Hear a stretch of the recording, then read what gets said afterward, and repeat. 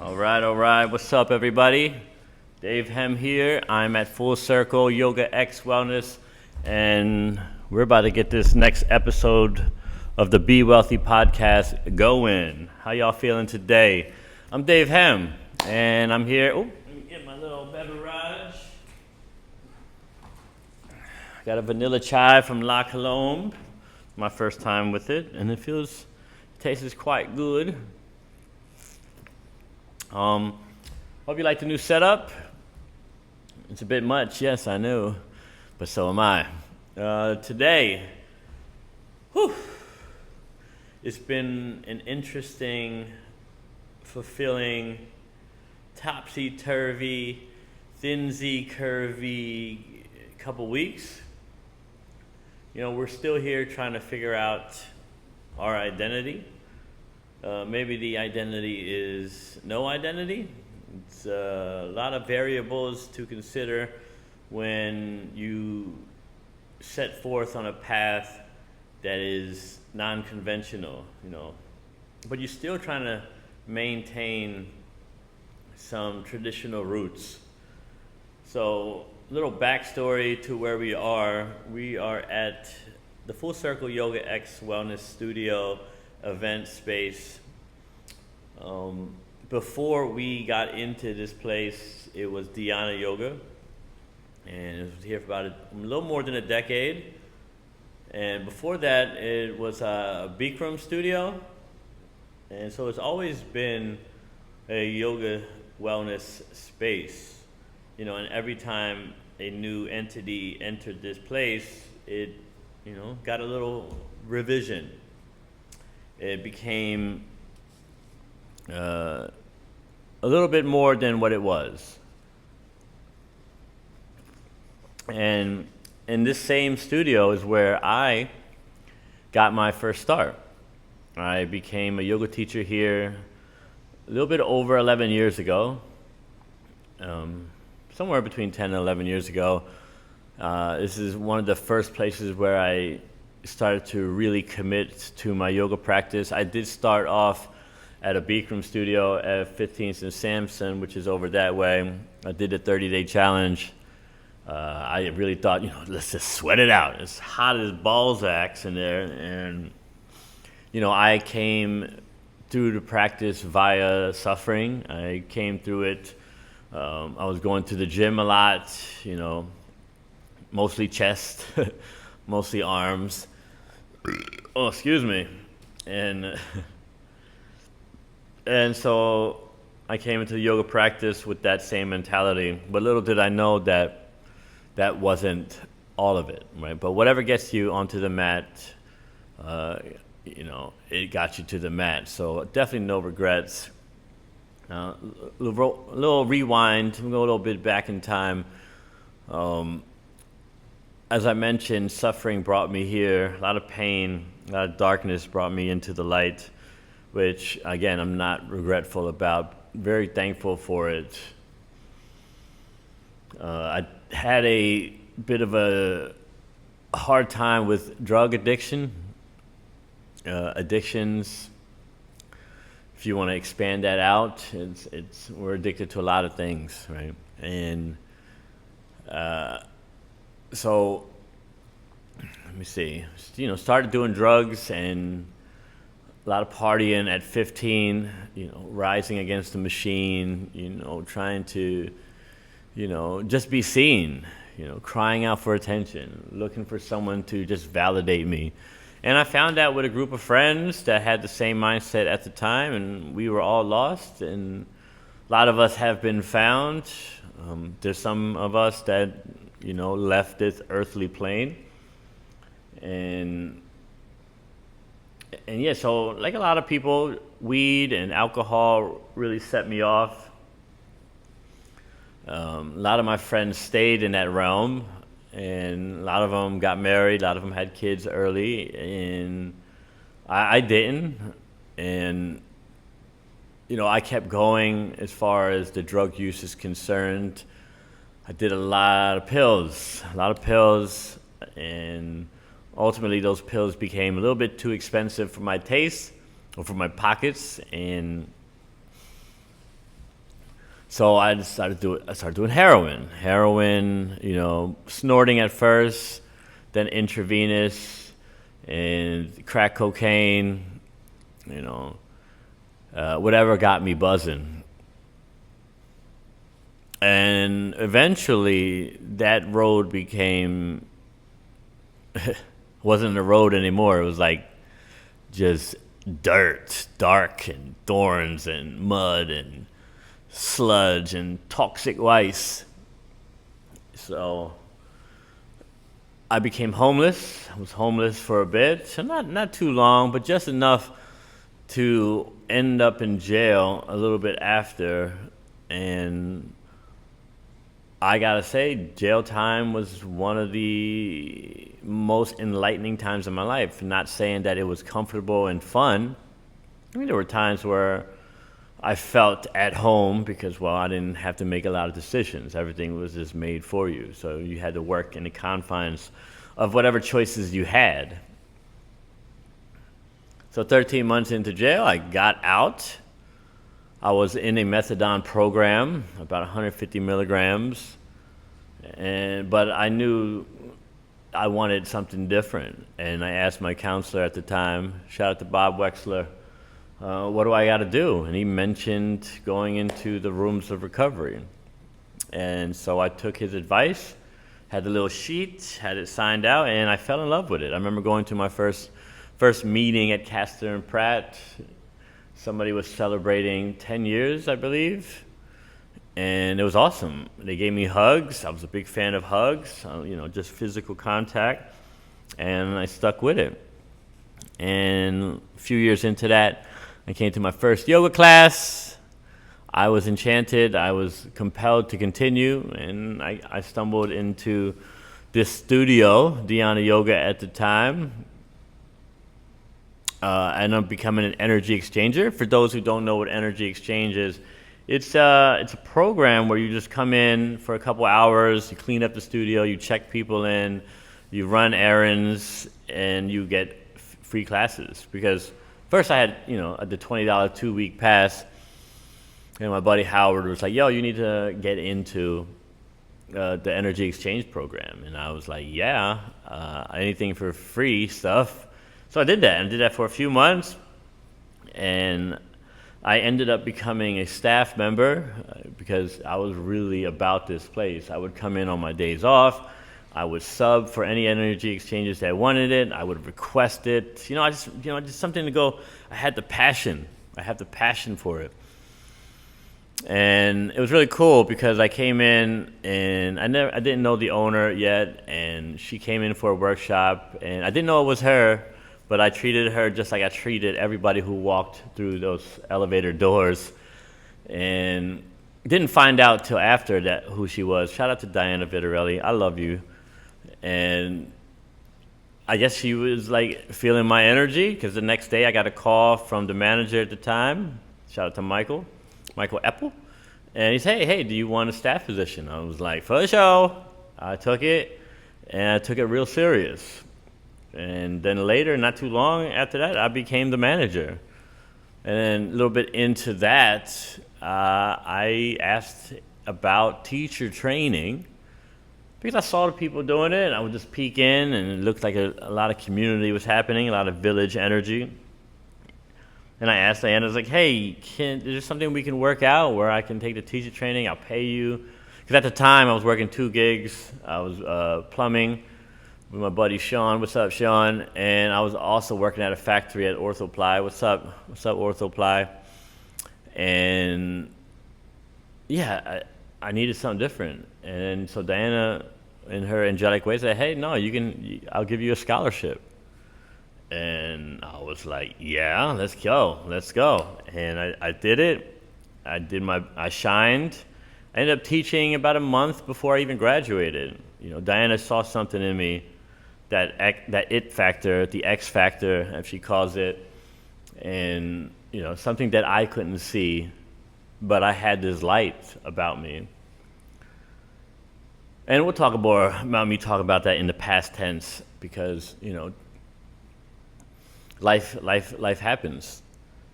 And I was doing I hit the ground running. They were giving me classes out the ass. I was getting classes at other studios, at other gyms, and I was crushing it. Maybe 25, 30 classes a week on my bicycle. Just rain, sleet, or snow, cold weather, and hot. I was out there on my bike just getting it, chasing it, because it was fulfilling. I loved this. I loved the feeling of just going to a class and, hanging out with some cool people, and they tell me how they feel afterwards, how good I am, a lot of external validation. And that external validation ultimately landed me into internal validation. But it wasn't too far into that where I started to smoke weed again. And then it didn't take long before I started to fall back into old behavior, because then I stopped going to some of the meetings I was attending due to my personal differences. So I took a little hiatus, and I ended up getting a studio of my own. I called it the Healing Fields Yoga. That was in Northern Liberty. It's a small little studio, maybe about 500, 600 square feet. I loved it. It was small. We were popping. We were doing cool things. And then the panda happened, a.k.a. the pandemic happened, and I had to let it go. Not something I was happy to do. I really tried. I stood in there, and, I had to. And then I found myself with this new company called You Need the Lab, who I'm still currently with. And shout out to the lab. They've been such a godsend. They've been super awesome. And here we are. And I'm back in the old studio where it all started for me. We'll get to a lot of little stuff later in other podcasts, because I just want to get to, what I'm talking about today, right? It's my relationship with change. It's my relationship with suffering, with pain. Because a lot has changed with my relationship with suffering, with pain. Because ultimately, I found that pain and suffering, along with consciousness and being aware, can really change the dynamics of your reality if you wanted to. Because as we know, life is suffering, and we're just going to be dealing with it, and it's all about how you deal with it. Does it deal with you, or you deal with it? Or is it amalgamation, a passing of the baton, a passing of the torch between the two? Because it's overwhelming, it's confusing, there's a lot of pitfalls, there's a lot of paradoxes.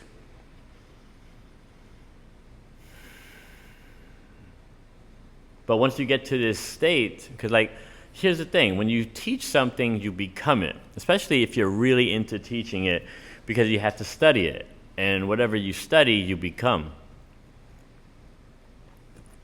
right? If I became a mathematician, I'll start to see the world through the mathematician eyes. If I'm an accountant, I'll start to see things through an accountant's eyes. Whatever you do the most, you just become. It's like that movie Arrival. If you've ever seen Arrival, I'll try to give it a quick synopsis and try to do it some justice, is that these aliens came through, and this woman who studies all the languages, knew all the languages, how to decipher it. And these aliens were trying to communicate, but there was a language that she had no understanding of, and they were just trying to give her a message, which was we're going to need your help in the future. But because of her experience and knowledge of language, she started to decipher what they were trying to tell them, because they didn't speak in writing from left to right or right to left, but they started from the ends, and it created these circular patterns, right? So it came in from both ends, and it became the circle. And this language allowed her to see into the future, right? Because like as she was learning and figuring out the ABCs, if you will, of this language, she started to get these glimpses of a child that she was going to have. And this child, spoiler alert, was going to die from cancer. I think it was cancer. And so the more she understood this language, the more she saw into the future. Because of the language they taught her allowed you to see it. So this is the power of language, right? And to be able to decipher the language, it gave her this ability to see into the future.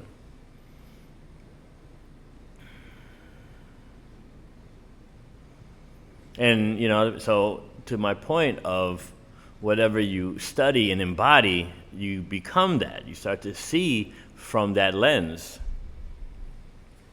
So I studied yoga, I studied wellness, I studied perseverance, I studied strength, I studied balance, I studied core work, I studied the anatomy, I studied all these things which ultimately became how I saw the world, right? One of the cool things is being able to see the midline, to see the middle way, as Lao Tzu talked about in the Tao Te Ching. It's the middle way, to not to be far right, far left, but right in the center, and to be able to understand both sides, right? So this is why, a lot of my communications with friends, a lot of them are on both sides in extreme measures. I didn't quite understand how people can just be so far to one end of the spectrum, because what I've been studying was trying to understand and be compassionate and empathetic towards humans and then animals. So whatever I studied the most, whatever I vocalized, whatever I taught, I became that. And this is why I'm in the place where I am, because everything I studied was about getting better and evolving. And I see evolution as being able to zoom out from these earthly integrations, right? All these things that inundate us every day, all this information, wars and political parties and all these things that take up all our energy. And a lot of it is draining. So in the beginning, it was really overwhelming for me, because I didn't quite understand why people don't see this, because, I was enveloped in that reality of seeing things from a different perspective. So in turn, I lost friends, but I also gained friends. Less friends more than before, but quality friends.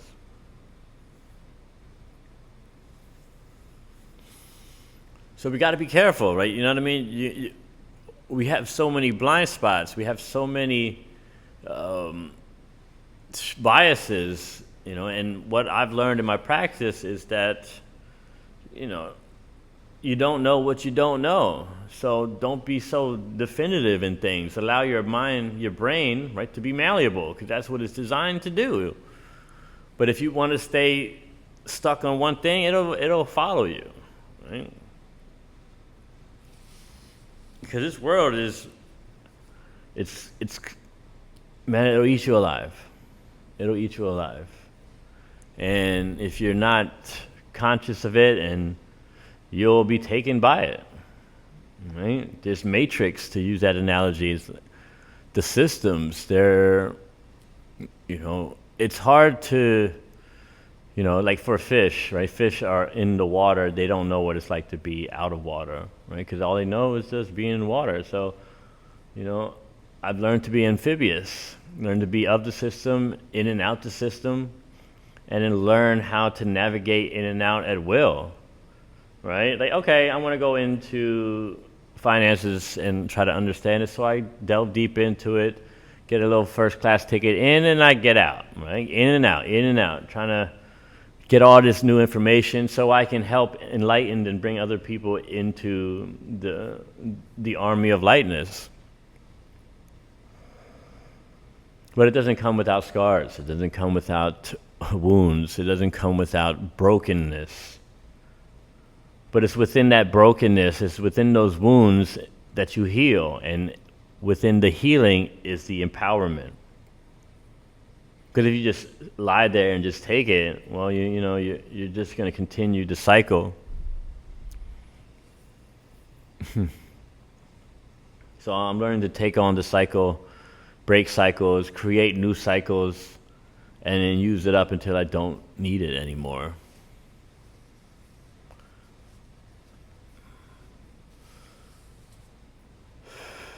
So which now, it brings me to this new role.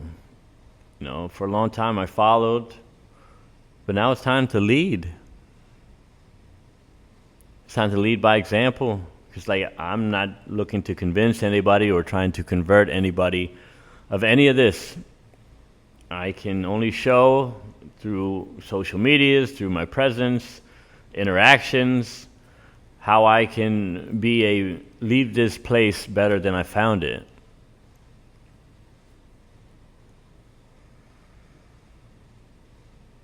So here I am,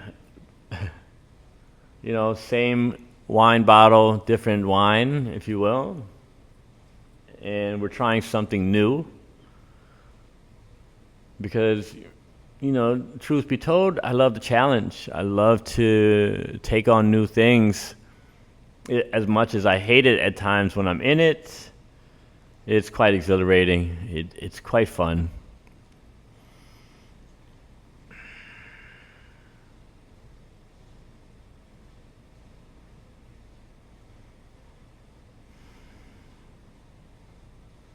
Yeah.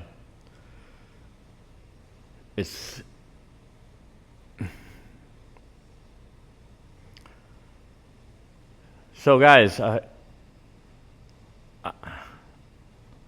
if you're hearing this, right, and you've stayed in this long through the podcast, and you find yourself, intrigued by what I'm saying, that means we're tuned in. We're tuned in. And, I hear you, I feel you, and I'm looking to create a community with you. Because, I'm a bit of a disruptor. I don't follow the pack. I'm somebody that wants to stand out. And having freedom is how I stand out.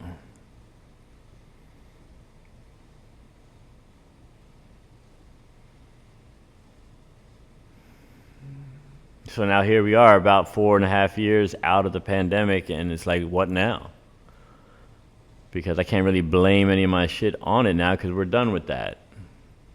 So my job now going forward is to take on what's coming. Because here we are in the election year, and I hear it in classrooms, I hear it with some of the people I talk, and there's a lot of distortion, there's a lot of hurt, there's a lot of fear. And, the collective makes a lot of decisions out of fear.